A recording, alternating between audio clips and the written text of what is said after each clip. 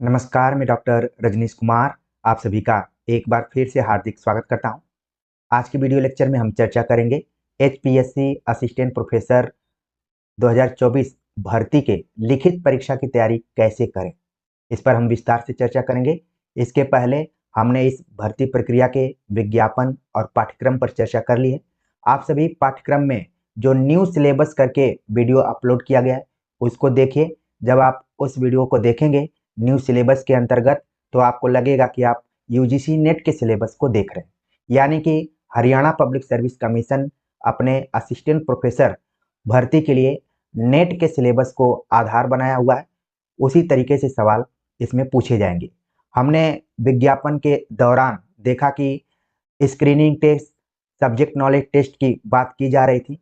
आप सभी के मन में आने लगा कि स्क्रीनिंग टेस्ट का सिलेबस क्या हो सकता है या फिर सब्जेक्ट नॉलेज टेस्ट का सिलेबस क्या हो सकता है। तो हरियाणा पब्लिक सर्विस कमीशन ने अपनी वेबसाइट पर यही नया सिलेबस जो यूजीसी नेट का है उसी को अपलोड किया हुआ है। इसका मतलब ये है कि स्क्रीनिंग टेस्ट के अंतर्गत जो 100 सवाल पूछने की बात की गई थी वो इसी सिलेबस से रहेंगे।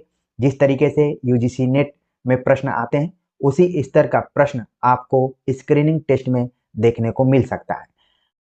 सब्जेक्ट नॉलेज जो कि बताया गया कि 150 अंकों का होगा, ठीक है, 3 घंटे का एग्जाम होगा। ये लिखित एग्जाम होगा। जिस तरीके से हम किसी भी एग्जाम के मेंस में लिखते हैं या फिर ग्रेजुएशन पोस्ट ग्रेजुएशन के दिनों में हम अपने सेमेस्टर या वार्षिक परीक्षाओं में लिखते हैं, उस तरीके से आपको 150 अंकों का लिखित एग्जाम देना होगा। उसमें अलग अलग प्रोसेस भी है कि स्क्रीनिंग टेस्ट में आप 4 गुना में आएंगे, तभी आप सब्जेक्ट नॉलेज टेस्ट में भागीदार होंगे। विज्ञापन के समय हमने विस्तार से चर्चा की। आप सभी के मन में यह भी सवाल आ रहा था कि स्क्रीनिंग टेस्ट और सब्जेक्ट नॉलेज टेस्ट एक ही दिन होगा या अलग अलग दिन पे होगा, या दोनों परीक्षाओं के बीच में अंतर कितने दिनों का हो सकता है। तो इसको लेकर हमने हरियाणा पब्लिक सर्विस कमीशन की वेबसाइट और उस पर होने वाले तमाम एग्जाम्स का एक रिव्यू लिया और उसके आधार पर हमने अंतर भी स्पष्ट किया है कि कितना अंतर हो सकता है। तो इसी पर हम विस्तार से बात करेंगे। मैं उम्मीद रखूंगा कि अपने लिए आखिर तक इस वीडियो को जरूर देखेंगे। एक बार धैर्य रखकर यदि आपने देख लिया तो हो सकता है कि ये जीवन का टर्निंग पॉइंट हो सकता है।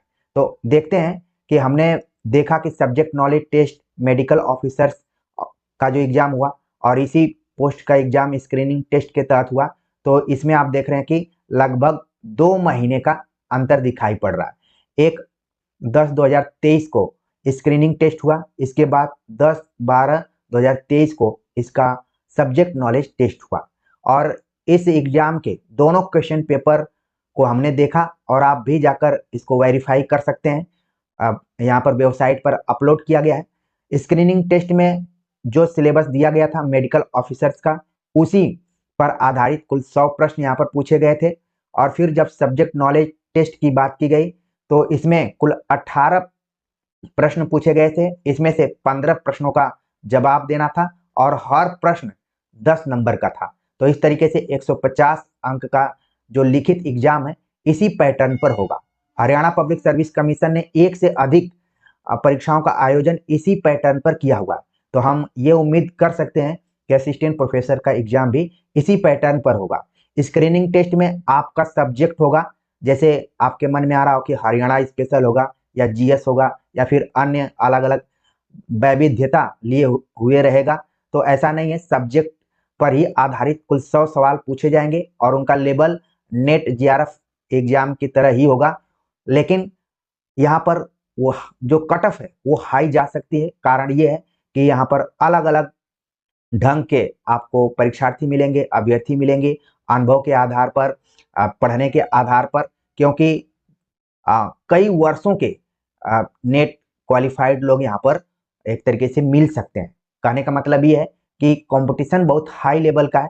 भले स्तर आप देख रहे हैं कि यूजीसी नेट का हो या उससे थोड़ा नीचे भी हो, तो भी मुकाबला बहुत ज्यादा हो सकता है। तो स्क्रीनिंग टेस्ट में जहां तक मेरा अनुमान है कि सब्जेक्ट आधारित ही क्वेश्चन रहेंगे, 100 प्रश्न, और लिखित एग्जाम को लेकर हमने कुछ प्रश्नों को रखा हुआ है जो कि अभी मैं उस पर डिस्कस करूंगा। और मैं वेरीफाई करने के लिए डिस्ट्रिक्ट अटॉर्नी का एग्जाम हुआ था, उसके भी क्वेश्चन पेपर को, उसके सिलेबस को भी हमने देखा। और यहाँ पर देखिए डिस्ट्रिक्ट अटॉर्नी जनरल का जो एग्जाम हुआ था, जो यहाँ पर स्क्रीनिंग टेस्ट हुआ था, वो 30 जुलाई को हुआ, और इसका जो सब्जेक्ट नॉलेज टेस्ट हुआ वो 1 अक्टूबर 2023 को हुआ। यानी कि यहाँ पर आप देख रहे हैं, यहाँ पर भी 2 से ढाई महीने का अंतर है। यानी कि स्क्रीनिंग टेस्ट और सब्जेक्ट नॉलेज टेस्ट में अंतर हो सकता है। कारण इसका ये है कि स्क्रीनिंग होगा, ओमार बेस होगा, या फिर उसको कंप्यूटर बेस एग्जाम होगा। खासतौर से यहाँ पर ऑनलाइन की तो कोई बात नहीं की गई है, बस MCQ पर है। तो कहीं ना कहीं इसकी जांच होगी, इसके बाद उसमें से 4 गुना लोगों को छांटा जाएगा, आगे के चरण में उनको रखा जाएगा, तो इसमें वक्त लगेगा। और ये तब 2 महीना 2.5 महीना आपको समय मिल रहा है, जब परीक्षा एकदम से पारदर्शी ढंग से, निष्पक्ष तरीके से, किसी भी बिना आरोप या लीक होने के अतिरिक्त ये महीना आपको मिल रहा है। आप बीच में अगर किसी तरीके से वहां पर कोई घटना घट जाती है, या फिर कोई पेपर लीक होने की बात आ जाती है, तो हो सकता है कि समय और बढ़ता जाए। मेरी बातों को आप समझ पा रहे होंगे कि जब साफ सुथरा एग्जाम होगा, तब दोनों परीक्षाओं के बीच में 2-2.5 महीने का अंतर दिखाई पड़ रहा है। लेकिन बीच में अगर कुछ घालमेल होता है, तो ये अंतर और बढ़ सकता है। तो इन दोनों परीक्षाओं की तुलना करके हमने आपको बता दी है। उम्मीद है कि इसी तरीके से आप अपने को मेंटली तैयार रखेंगे। जो स्क्रीनिंग टेस्ट है उसमें 100 MCQ रहेंगे, और जो सब्जेक्ट नॉलेज टेस्ट है इसमें 18 सवाल हो सकते हैं, और इसमें से आपको 15 करने पड़े, और हर 15 सवाल 10 नंबर का हो सकता है। आपके मन में और भी सारे प्रश्न आ रहे होंगे कि इनको कैसे लिखा जाए और किस हिसाब से लिखा जाए तो अच्छा नंबर मिलेगा। इन सभी बिंदुओं पर मैं बातचीत करूंगा, और मैं खुद एक परीक्षार्थी या अभ्यर्थी के तौर पर आप सभी से यहाँ पर जुड़ा हुआ हूँ। भले मैं आप लोगों को बता रहा हूँ, सिखा रहा हूँ, लेकिन उस चीज को मैं अनुभूत करके बता रहा हूँ। ये बहुत कम जगहों पर आप देख पाएंगे। तो आगे हम आपसे रेगुलर जुड़े रहेंगे। आपको मैं बताऊंगा कि आप टेलीग्राम चैनल में हमारे जुड़ जाइए, अनुराज हिंदी एकेडमी। वहां पर जो भी आप आंसर लिख रहे हैं, उस आंसर को भेजिए, ताकि मैं उसको देखूं, फिर चेक करके आपको बताऊं कि कैसे लिखना है। वैसे मैं आगे के वीडियो में बताऊंगा कि लिखने की शैली क्या हो सकती है।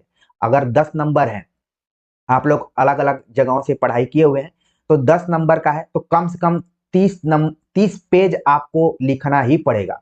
ठीक है, 30 पेज की कॉपी, 32 पेज की कॉपी अक्सर परीक्षाओं में मिलती है। जब 3 घंटे का एग्जाम होता है तो 30-32 पेज की कॉपी होती है।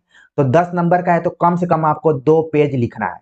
तो 2 पेज में आप बहुत अच्छी बात भी लिख सकते हैं, 2 पेज में आप बहुत खराब उत्तर भी लिख सकते हैं। दोनों चीजें हो सकती हैं, क्योंकि 7-8 साल से जो हमें पढ़ाने का अनुभव मिला है, कॉपी का मूल्यांकन करने का अनुभव मिला है, तो उसमें अलग अलग तरीके की कॉपियां हमें दिखाई देती हैं। कुछ अच्छी कॉपियां हैं जो कि पढ़ने पर विवश कर देती हैं, कुछ वैसी कॉपियां होती हैं जिनको कि लगता है कि किसी तरीके से इस कॉपी या फिर जो भी परीक्षार्थी इसको पास कर दिया जाए, या फिर नॉर्मल नंबर दिया जाए, जिसके कारण कई बार सामान्य नंबर आप अपने जीवन में पाए होंगे। ये वही कारण है कि जब एक ही तरीके की कॉपी ढेर सारी मिल जाती है, तब वहां पर नॉर्मलाइजेशन होने लगता है, फिर सामान्यकरण अंक मिलने लगते हैं।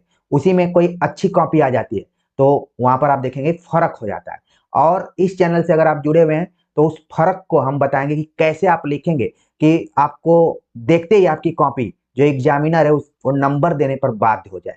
तो बस आप यहाँ पर जुड़े रहिए, मैं बिल्कुल बताऊंगा। लेकिन मैंने संकेत कर दिया है कि 15 क्वेश्चन रहेंगे, 10-10 नंबर के रहेंगे, तो आपको कम से कम 2-2 पेज तो लिखना ही पड़ेगा। 2 पेज में सॉलिड उत्तर लिखेंगे तो आपको अच्छा खासा नंबर मिल सकता है। 10 में आपको 8 नंबर 7 नंबर तक भी मिल सकते हैं, इस तरीके से। ठीक है, बाकी मात्रात्मक त्रुटियां बिल्कुल आपको ध्यान में रखनी है, क्योंकि ऑब्जेक्टिव में हम चीजों को जाकर याद करते हैं, फिर गोले को रंग देते हैं, पता नहीं चलता कि हम लिखने में कैसे हैं। लेकिन यहाँ पर हरियाणा पब्लिक सर्विस कमीशन जहां पर आपकी स्मृति क्षमता का परीक्षण कर रहा है, वहीं पर आपकी समझ, आपकी जो समझ है 10 इकाइयों को लेकर, यूनिट 1 से लेकर, हिंदी भाषा से लेकर आत्मकथा जीवनी, जो भी नेट का सिलेबस आपने देखा या फिर हरियाणा का सिलेबस देखा, तो उसकी समझ भी चेक करने की कोशिश हरियाणा पब्लिक सर्विस कमीशन ने किया है कि आखिरकार परीक्षार्थी को या फिर अभ्यर्थी को अपने विषय को लेकर कितनी समझ है। और इस चीज पर काफी मैं जोर देता रहा हूं, जब से भी मैं इस चैनल से जुड़ा हुआ हूं। मेरा यही कहना है कि रटने पर जोर मत दीजिए, सूत्रात्मक तरीके से आप नई तैयारी कर सकते हैं। समझ विकसित कीजिए, मूल किताबों को पढ़िए। तो बार बार हम कहते रहे हैं, अब वो समय आ गया है, हरियाणा ने एक अच्छा निर्णय यहाँ पर लिया है। जो जो याद करने वाले विद्यार्थी होंगे या फिर जिनकी समझ अच्छी होगी, वो इस एग्जाम में काफी बेहतर करेंगे। बस थोड़ा सा लिखने का अभ्यास करना पड़ेगा, वो समय रहते आप कर लेंगे, मुझे पूरी उम्मीद है। अब हम देख लेते हैं कि अगर लिखित एग्जाम में आप चले जाते हैं, यानी स्क्रीनिंग टेस्ट से पास करते हुए 4 गुना में आप शामिल हो जाते हैं और मौका आपको मिलता है कि सब्जेक्ट नॉलेज टेस्ट आप दें, तो किस तरीके के प्रश्न आपके सामने दिखाई पड़ सकते हैं, जिनकी संख्या 18 हो सकती है, लेकिन उसमें से आपको 15 क्वेश्चन ही करने हैं और इनके अंक क्या होंगे, 10 नंबर के होंगे। इस तरीके से 150 अंक का एग्जाम होगा और ये एग्जाम 3 घंटे का होगा। इस चीज को भी आपको ध्यान में रखना है। तो 150 अंक का एग्जाम होगा, 3 घंटे का होगा, कुल 15 क्वेश्चन रहेंगे और 10-10 नंबर के रहेंगे। तो जाहिर सी बात है कि आपकी स्पीड भी थोड़ी सी तेज होनी चाहिए, राइटिंग भी अच्छी होनी चाहिए, क्योंकि आप उस समुद्र में आपकी कॉपी या फिर आंसर शीट फेंक दी जाएगी। उस समुद्र रूपी परीक्षार्थी जो अभ्यर्थी हैं, उसमें से आपको प्रूव करना है, आपको सिद्ध करना है कि मैं फला हूं, मेरी कॉपी अच्छी है, तभी तो यहाँ पर मेरिट बनेगी, कटअप बनेगी, फिर आपका इंटरव्यू होगा। तो प्रश्न आपको कैसे मिल सकते हैं, तो पहले तो आप देखिए कि जो आपका सिलेबस है वो उसमें कुल 10 यूनिट है, ठीक है, और हर यूनिट से हो सकता है कि 1-2 सवाल रहे। तो कुल मिलाकर संभावना तो बनती है कि 20 सवाल, अगर 2-2 सवाल रखें तो 20 सवाल हो जाएंगे। लेकिन मानकर चलिए कि भाषा विज्ञान से 1 सवाल हो जाएगा, फिर इसके बाद हिंदी साहित्य का इतिहास यूनिट 2 जो है, इससे हो सकता है कि 2 से 3 सवाल आपको देखने को मिल सकें, या मैं कहूं कि 5 सवाल भी मिल सकते हैं। और बाकी जितने भी इकाइयां हैं उसमें टोटल आपको 10 सवाल मिल सकते हैं। यानी मैं कहना चाह रहा हूं कि यूनिट 2 से कुल 5 सवाल हो जाएंगे और बाकी जितने भी यूनिट हैं सबसे सबको मिलाकर 10 सवाल हो जाएंगे। तो टोटल हो गया आपका 15 क्वेश्चन हो गया यहाँ पर, ठीक है, और हर क्वेश्चन 10 नंबर का होगा। तो आपको तैयार करना उसी हिसाब से। प्रश्न कैसे बन सकते हैं, ये जो भी प्रश्न हम आपके सामने रखे हुए हैं, स्क्रीन पर आप देख रहे होंगे, ये सभी प्रश्न कहीं न कहीं हरियाणा पब्लिक सर्विस कमीशन से जुड़े हुए हैं, ठीक है। पहले के जो भी एग्जाम्स हुए हैं मेंस इत्यादि के, वहां से मैंने इन प्रश्नों को लिया हुआ है और आपको गाइड करने के लिए। यही फर्क है हमारे और आप में। आप जहाँ सिलेबस को लेकर चिंतित हैं, हम उससे एक कदम और आगे हैं कि आखिरकार किन किन प्रश्नों को आपको तैयार करना है। तो देखिए, सवाल पूछे जा सकते हैं कि मध्यकालीन अवधि के साहित्यिक अवदान को स्पष्ट कीजिए, 19वीं शताब्दी की खड़ी बोली एवं नागरी लिपि के विकास पर प्रकाश डालिए, हिंदी भाषा एवं देवनागरी लिपि के मानकीकरण को समझाइए, वैज्ञानिक एवं तकनीकी हिंदी भाषा के विकास की चर्चा कीजिए, मानक हिंदी के व्याकरणिक स्वरूप को स्पष्ट कीजिए। इस तरीके के सवाल पूछे जा सकते हैं। आदिकाल के साहित्यिक वैशिष्ट्य पर प्रकाश डालिए, तुलसीदास के राम राज्य के स्वरूप को स्पष्ट कीजिए। इस तरीके के सवाल पूछे जा सकते हैं और ये सभी सवाल आपके सिलेबस से कहीं ना कहीं जुड़े हुए हैं। अगर आपने यूजीसी नेट का सिलेबस अच्छे से देखा होगा, जो बच्चे अभी करेंट में जुड़े हुए हैं, लगातार वो नेट क्वालिफाई हैं, जेआरएफ के लिए प्रयासरत हैं, पीएचडी के लिए प्रयासरत हैं, उनके लिए तो जो एमसीक्यू यानी कि स्क्रीनिंग टेस्ट है, वो ज्यादा समस्या नहीं पैदा करेगा। उनको ये समस्या थोड़ा सा पैदा कर सकता है, लेकिन वो क्यों भूलेंगे कि उन्होंने बीए भी किया है, एमए भी किया है, तो लिख कर आए हुए हैं। बस अपने पुराने नोट्स को आपको निकालना है और इस चैनल से जुड़े रहना है, ठीक है। आगे और कुछ सवाल हैं, आप देखिए कैसे पूछे जा सकते हैं कि भारतेंदु हरिश्चंद्र की राष्ट्रीयता का स्वरूप समझाइए, स्वातंत्र्योत्तर हिंदी उपन्यास लेखन में फणीश्वर नाथ रेणु के योगदान की चर्चा कीजिए। फणीश्वर नाथ रेणु कहानीकार के तौर पर भी आपको सिलेबस में मिल जाएंगे, 2 कहानियां लगी हुई इनकी और उपन्यास इनका मैलांचल लगा हुआ है। तो फणीश्वर नाथ रेणु को तो दोनों एंगल से आपको तैयार करके जाना पड़ेगा। आगे सवाल हो सकता है कि स्वतंत्रता पूर्व की हिंदी कहानी के विकास पर प्रकाश डालिए, स्वातंत्र्योत्तर हिंदी रंगमंच के विकास की चर्चा कीजिए, नई आलोचना की मुख्य स्थापनाएं क्या हैं, इनको समझाइए, प्रगतिवादी आलोचक रामविलास शर्मा के योगदान की चर्चा कीजिए, या फिर हिंदी यात्रा वृत्तांत के विकास पर प्रकाश डालिए। तो आप देख रहे हैं कि सभी प्रश्नों में यूनिट 1 से लेकर यूनिट 10 के कुछ न कुछ रूप दिखाई पड़ रहे हैं, ठीक है। आगे और भी कुछ प्रश्न उनको देख लेते हैं। जैसे सवाल पूछा जा सकता है, कबीर के प्रेम निरूपण पर प्रकाश डालिए, भ्रमर गीत के आधार पर सूरदास की गीत योजना की चर्चा कीजिए, रामचरितमानस के राम राज्य परिकल्पना पर प्रकाश डालिए, पद्मावत के आधार पर नागमती अवयोग खंड की विशेषताएं बतलाइए, या फिर बारहमासा से रिलेटेड क्वेश्चन आ सकता है, या फिर पद्मावत को रूपक काव्य कहा जाता है, उसको लेकर सवाल आ सकता है। ठीक है, फिर बिहारी रत्नाकर के निर्धारित अंश के आधार पर बिहारी के काव्य कौशल या काव्यगत विशेषताएं लिखिए, इस तरीके से सवाल पूछे जा सकते हैं। भारतीय पुनर्जागरण में भारत भारती के महत्व को समझाइए, ये भी सवाल आ सकता है। श्रद्धा सर्ग के आधार पर श्रद्धा के व्यक्तित्व की विशेषताओं पर प्रकाश डालिए, या फिर श्रद्धा के चरित्र को लेकर सवाल पूछा जा सकता है, चरित्र चित्रण, इसी तरीके से सवाल बन सकते हैं। ठीक है, मोटे तौर पर मैं आप सभी को एक अनुमान लगाने के लिए, आप चाहें तो इसका स्क्रीनशॉट ले सकते हैं, और जो भी आपके पास समय, यानी आपका अगर स्क्रीनिंग टेस्ट में कॉन्फिडेंस अच्छा है कि हम तो इसको पास कर जाएंगे, 4 गुना में तो आ ही जाएंगे, और बाकी 2 गुना में आने के लिए इस तरीके से आपको तैयारी करना पड़ेगा। जैसे आगे सवाल बन सकता है कि असाध्य वीणा के काव्यगत सौंदर्य पर प्रकाश डालिए, गोदान उपन्यास के परिप्रेक्ष्य में होरी और धनिया के जीवन संघर्ष को समझाइए, आंचलिक उपन्यास के रूप में मैला आंचल के महत्व को स्पष्ट कीजिए, महाभोज उपन्यास की कथा वस्तु पर प्रकाश डालिए, फणीश्वरनाथ रेणुकृत तीसरी कसम कहानी के हीरामन का चरित्र चित्रण कीजिए, या फिर भारत दुर्दशा नाटक का मूल कथानक समझाइए, स्कंदगुप्त नाटक में इतिहास और कल्पना के संयोजन पर विचार कीजिए। तो इस तरीके के प्रश्न आपको लिखित एग्जाम यानी कि सब्जेक्ट नॉलेज टेस्ट में देखने को मिल सकते हैं, और आप इसी आधार पर लिखने का प्रयास कीजिए। आगे के वीडियोज में मैं जरूर बताऊंगा कि कैसे आप 2 पेज सॉलिड तरीके से लिखिए, कैसे आप शुरुआत करेंगे, बीच में कैसे रखेंगे, अंत में कैसे रखेंगे। ठीक है, चाहे वो लॉन्ग क्वेश्चन हो, चाहे कविताओं की व्याख्या के रूप में आ जाए, तो कैसे आप उसको लिख सकते हैं, ताकि उन तमाम आंसर शीट्स में आपकी आंसर शीट सबसे अलग दिखाई पड़े, और यूं मैं कहूं कि लगे कि हाँ, अच्छे जगह से विद्यार्थी ने पढ़ा है और उसकी समझ बहुत अच्छी है। आप लोगों के मन में जरूर आ रहा होगा कि इन सभी प्रश्नों को तैयार करने के लिए हमें किताबें कौन सी पढ़नी चाहिए। तो देखिए, ये यूजीसी नेट का एग्जाम नहीं है, बल्कि एक नौकरी का एग्जाम है। असिस्टेंट प्रोफेसर आप बने जाएंगे, तो कम से कम जो मूल किताबें हैं, यूनिट 5 से लेकर यूनिट 10 तक, उन किताबों को आप पढ़ जाइए, किसी न किसी रूप में पढ़ जाइए। चैनल पर भी कई किताबों के बारे में चर्चा की गई है, उनके मूल भावों को लेकर, मूल कथ्यों को लेकर विचार किया गया है। खासतौर से हमने कम समय में आप कैसे मूल टेक्स्ट को पढ़ें या फिर इसको कैसे कवर करें, उसके बारे में भी चर्चा की हुई है, आप देख सकते हैं। हिंदी कविता यूनिट 5 को लेकर हमने काफी तन्मयता से वीडियो बनाई हुई है, आप सभी के समझ को विकसित करते हुए।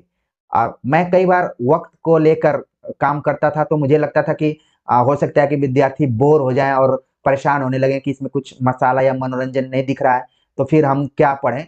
तो मैं भी समय की पाबंदी को ध्यान में रखते हुए थोड़ा छोटा वीडियो बनाने की कोशिश करता था, लेकिन हर वीडियो में मेरी कोशिश ये होती थी कि आपकी समझ विकसित की जाए।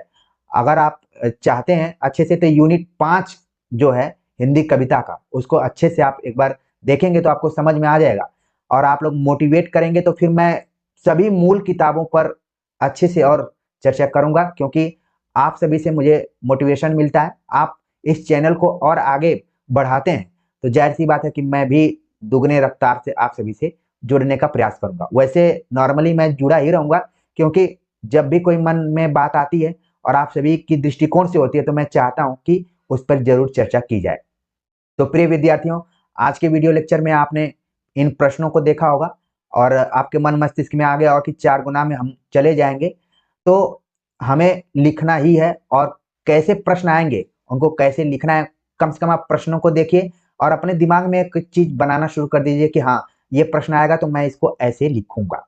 ठीक है, और बाकी screening test, subject knowledge test में कितने दिनों का अंतर हो सकता है, मोटे तौर पर मैंने बताया कि 2 महीने का अंतर आप मानकर चलिए। जब सारी चीजें अच्छी रहेंगी, ठीक रहेंगी, तब बीच में किसी तरीके का अगर आरोप प्रत्यारोप लगता है आयोग के ऊपर, खासतौर से पेपर कंडक्ट कराने को लेकर कि पारदर्शिता नहीं रही, निष्पक्षता नहीं रही, तो हो सकता है कि समय और बढ़ भी सकता है।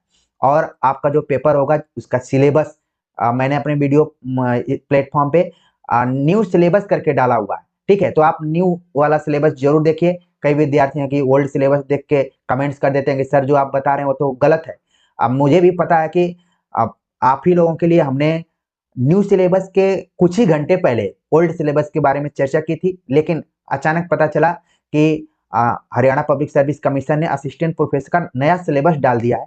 तो फिर कहा जाता है ना कि मुंह से निकली हुई वाणी वापस नहीं आ सकती है और धनुष से निकली हुई तीर जो है वापस नहीं आ सकती है। इसलिए हमने जो रिकॉर्ड कर लिया और अपलोड कर लिया, अब उसको मैं डिलीट भी करूंगा तो मेरे लिए ही नुकसानदायक होगी, तो इसलिए मैंने उसको होल्ड कर दिया। और सिलेबस दोनों में देखेंगे तो बहुत मतलब अंतर नहीं, पढ़ना तो सब वही चीज है, बस नए सिलेबस में क्या हो गया कि टेक्स्ट को जोड़ दिया। ठीक है, टेक्स्ट को जोड़ दिया तो आपको उसी हिसाब से जाना है, और खासतौर से नेट का सिलेबस है, मैं बार बार इस चीज पर जोर दे रहा हूँ।